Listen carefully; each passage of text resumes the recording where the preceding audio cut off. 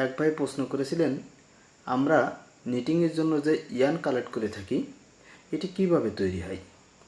Yarn spinning মিলে তৈরি হয় এবং স্পিনিং মিলের র ম্যাটেরিয়াল হলো কটন।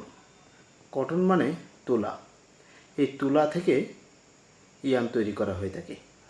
তুলা বাংলাদেশে খুব কম পরিমাণে উৎপাদন হয়ে থাকে, যেমন চায়না, ইন্ডিয়া, এছাড়াও এনাদের অনেক কান্ট্রি থেকে বাংলাদেশে তুলা ক্রয় করে থাকি।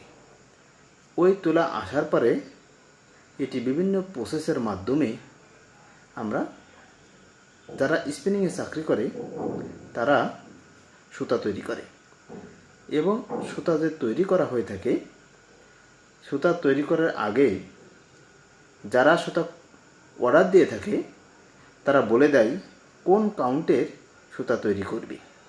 সেই কাউন্ট অনুযায়ী তারা সুতা তৈরি করে আমাদেরকে দেয়। ওই সুতা নিয়েই সাধারণত নিটিং মেশিনের মাধ্যমে ফেব্রিক তৈরি করা হয়ে থাকে। আশা করি অ্যান্সারটি পেয়ে গেছেন।